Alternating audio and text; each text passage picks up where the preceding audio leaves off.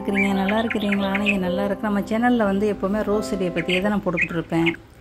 சரி, ஒரு சேஞ்சுக்கு வந்து மூலிகை செடிகளை பற்றி போடலாமே அப்படின்ட்டு ஒரு சில வீடியோக்களை எடுத்து போட்டேன். ஆனால் வந்து அந்த அளவுக்கு உங்களுக்கு பிடிக்கலையா, இல்லை பார்க்க டைம் இல்லையா, இல்லை இன்ட்ரெஸ்ட் இல்லையான்னு தெரியலப்பா. நம்ம உடம்பே நம்ம வந்து பேணணும். அதுக்கு தான் நான் உங்களுக்கு மருந்து மாத்திரை இல்லாமல் இந்த செடிகளை வச்சு நம்ம எப்படி எப்படி செய்யலாம் அப்படின்ட்டு நான் செஞ்சு பார்த்து பயன்பெற்றதை தான் உங்கள்கிட்ட நான் போட்டுக்கிட்டு இருக்கிறேன். மூலிகை செடியெல்லாம் நீங்கள் டைம் இருக்கல பாருங்கப்பா. சரியா? இப்போ வாங்க நம்ம ரோஸ் செடி புழு போகலாமா? நம்ம இடத்துல வந்து டெய்லி மழை பெய்யுதுப்பா. வெயில் வந்து ஒரு 2 மணி நேரம், 1 மணி நேரம், இல்லை அரை மணி நேரம் தான் வருது காலையில். அதோட எல்லாம் வெயில் தான். ஏதோ முக்கியத்துக்கு நம்ம ரோஸ் செடிகள் எல்லாம் நிற்கிறாங்க. ஒரு 2 ரோஸ் செடி மட்டும் இலைகள் வந்து கொஞ்சம் கொட்டி இருக்குது.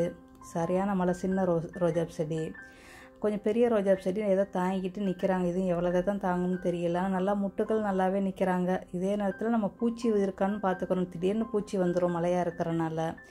இது வரைக்கும் இன்னும் பூச்சிகள் இன்னும் விழுகலை. நானும் இன்னும் பூச்சி இதுக்கு எதுவும் ஒன்றும் செய்ய முடியல. நல்லா முட்டு பாருங்கள், அழகாக மலர்ந்துருக்காங்க. நிறையா முட்டுக்களும் இருக்கிறாங்க பாருங்களேன். எல்லா செடியுமே நல்லா நிற்கிதுப்பா. சரியா? ஆனால் வந்து நம்ம வந்து கண்டிப்பாக இயற்கையான ஒரு பூச்சி மருந்து நம்ம கண்டிப்பாக வேப்பெண்ணையோ இல்லை எதையாவது ஒன்று வந்து நம்ம வந்து தொளிச்சிடணும். திடீர்னு பூச்சி வந்துருச்சுட்டா அப்புறம் அதை கண்ட்ரோல் பண்ண முடியாதுண்டா. ஓவராக மழை பெய்யுது. இங்கே எப்படியும் சைனீஸ் நியூ இயர் வரைக்குமே மழை பெய்யும்ப்பா. சில இலைகள் வந்து அப்படி பழுக்குது. ஏன்னா சரியான மழையினால நம்மளை பழுக்குதுன்னு நினைக்கிறேன். ரெண்டாவது நம்ம இதுக்கு வந்து எந்த ஒரு உரங்களுமே கொடுக்காம வேறு இருக்கிறோம். சரி, அதான் நான் பார்த்தேன். சரி, நம்ம செடியை வந்து காப்பாற்றணுமே அப்படின்ட்டு இன்றைக்கி ஒரு உரம் செய்ய போகிறோம்ப்பா. நம்ம வீட்டில் இருக்கிற ரோஜாப் செடி எந்த செடிக்குமே எந்த ஒரு உரமே நான் கொடுக்கல. நீர் உரமும் கொடுக்கல, தூள் உரமும் கொடுக்கல. சரியா? அதனால் இன்றைக்கி ஒரு தூள் உரம் கொடுக்கலாம் அப்படின்னு முடிவு பண்ணியிருக்கேன். இதை நீங்கள் ஊற வச்சும் கொடுக்கலாம். அதுக்கு முதல்ல நம்ம வந்து செடிகளை வந்து கொஞ்சம் தேவையில்லாத இதெல்லாம் நம்ம எடுத்துடலாம். எடுக்கும்போது தான் பார்க்குற ஒரு செடியில் வந்து நல்லா அந்த தூரில் வந்து டபுள் ஆரஞ்சு ரோஜாப் செடிக்கு வந்து தூரில் வந்து நல்லா ஒரு துளிர் இருக்குது. பக்கத்துலேயும் துளிர் இருக்குது. செடிகள் நல்லாவே நிற்கிதுப்பா. இவ்வளோ மலைங்க தாங்கிக்கிட்டு தான் நிற்கிறாங்க பாருங்கள். துளிர் மேலே வர்றது வேறு, அந்த மண்ணிலேருந்து வர்றதா ரொம்ப ஹாப்பியாக இருக்கும் எனக்கு. ஏன்னா அது இன்னொரு வெளியாகிக்கிறோம் பாருங்கள், இன்னொரு செடியாயிரும். அதனால் அந்த ஒரு தண்டுலையும் வந்து நல்லா செல்செல்மாக ஒரு துளிர் இருக்காங்க பாருங்களேன். தக்காளி வந்து சரியான மருத்துவ குணம் உள்ளது. அதுலேயும் பாருங்களேன் பூச்சி விழுந்துருக்கு. இந்த பூச்சி வேறு செடியில் எதுலேயும் போயிடும். அதனால் அந்த இலையெல்லாம் இன்றைக்கி நம்ம கட்டிங் பண்ணி விட்டுட்டு இதுக்கு ஒரு பூச்சி மருந்தும் போடணும். நம்ம ரோஜாப் செடிக்கு நம்ம கொடுக்கக்கூடிய உரம் வந்து மில் மேக்கர் ஒரு பொடி எடுத்துக்கிறோங்கப்பா. இது வந்து மொத்தம் 6லேருந்து 7 செடிக்கு, மீடியம் செடிகளுக்கு நீங்கள் கொடுக்கலாம். இதோட சேர்த்து இன்னும் 2 பொருளை மிக்ஸ் பண்ணி நம்ம கொடுக்க போகிறோம். வீடியோ ஸ்கிப் பண்ணாதீங்க பாருங்கள். இப்போ இதை வந்து தூள் பண்ணியாச்சு. நம்மளுக்கு வந்து கரெக்டாக சின்ன ஸ்பூன்லேருந்து 3 ஸ்பூன் அளவு இருக்குப்பா. அதே 3 ஸ்பூன் அளவுக்கு பச்சைப்பயிறு தூள் நம்ம ஏற்கனவே அரைச்சது இருந்துச்சு. அதனால் நான் அதில் ஒரு 3 ஸ்பூன் போடுறேன். நீங்கள் வந்து அது இல்லை அப்படின்னா முட்டையோடு 3 ஸ்பூன் அளவுக்கு போடுங்க. டீ தூள் 3 ஸ்பூன் போடுங்கப்பா. போதும். இன்றைக்கி நம்ம போடுறதுக்கு இவ்வளோ போதும்னு நினைக்கிறேன்டா. மில் மேக்கர் நம்ம போட்டிருக்கோம், அதனால் அதுவே போதும் நம்மளுக்கு. அதை ஒண்டியாக தனியாக கொடுக்க வேணாம் அப்படின்னு இதை கலந்து கொடுக்குறேன். இயற்கை மில் மேக்கர் நம்ம ஊற வச்சு அந்த தண்ணியில் கொடுத்தோம்னா நல்லது. இப்போ நம்மளுக்கு ஊற வச்சு கொடுக்க முடியாத சூழ்நிலை எல்லாமே பொடியாக கொடுக்குறேன். ஓகேயா? இப்போ வந்து டீ தூள் 3 ஸ்பூனு, பச்சைப்பயிறு தூள், பாசிப்பயிறு அந்த தூள் வந்து ஒரு 3 ஸ்பூனு. அதுக்கு பதிலாக முட்டையோட மாற்றிக்கிறேங்க.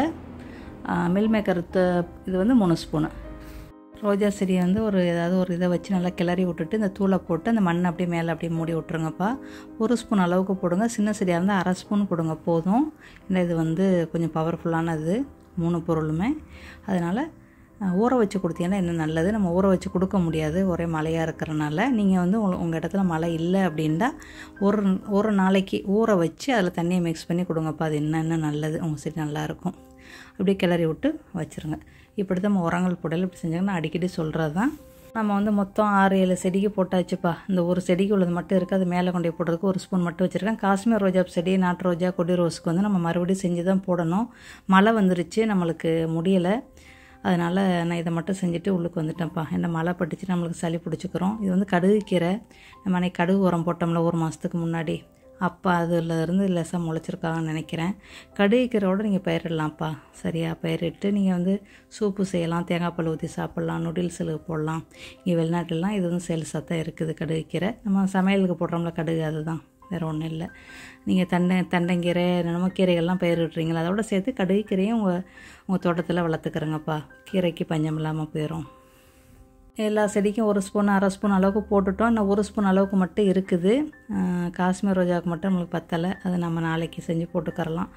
இது நான் வந்து ஊர்லேருந்து தும்பை எடுத்துகிட்டு வந்தேன். அது வரலப்பா, நான் விதையும் எடுக்க முடியலை, மழை மறந்துட்டேன் விதையை எடுக்க. அந்த பூவோடு அப்படி எடுத்துகிட்டு வந்திருந்தாண்டா விதையை எடுத்திருப்பேன், அதே மறந்துட்டேன். அதுக்கு கால் வச்ச இடம்லாம் அந்த மூலிகை செடிகள் இந்தியாவில் நிறையா இருக்குது. அது முக்கியமாக தமிழ்நாட்டில் நிறையா இருக்குது, மற்ற நாட்டில் எனக்கு தெரியலை நிறையா இருக்குது. ஆனால் வந்து நம்மளுக்கு அதை பயன்படுத்த தெரியலை. வெளிநாட்டிலலாம் பாருங்கள், நம்மளுக்கு எதை நம்ம வேணான்னு கழிக்கிறோமோ அதெல்லாம் அவங்க சேல்ஸ் பண்ணுறாங்க. ஜூஸாவோ மாத்திரையாவோ செடியாவோ விதையாவோ நிறையா மாதிரியான இதுகளுக்கு அவங்க வந்து சேல்ஸ் பண்ணுறாங்க. நம்ம தான் இருக்கிற இடத்துலேயே இருக்கிறோம். நீங்கள் முதல்ல பயன்பெற்று பாருங்கள், அதுக்கப்புறம் சேல்ஸை பற்றி யோசனை கண்டிப்பாக உங்களுக்கு வரும். முடக்கத்தக்காளியோட இலையை ஃபுல்லாக எல்லாத்தையும் பழுத்த இலையை ஃபுல்லாக எடுத்துருவோம். எடுத்துகிட்டு இதுக்கு ஒரு பூச்சி மருந்து எல்லா செடிக்குமே அடிச்சு விட்ருவோம். ஏன்னா மழையாக இருக்கிறனால திடீர்னு பூச்சி வந்து எல்லாத்தையும் லாவிரும். ஓகேப்பா, நெக்ஸ்ட் பல்ல சந்திக்கலாமா? By, see you.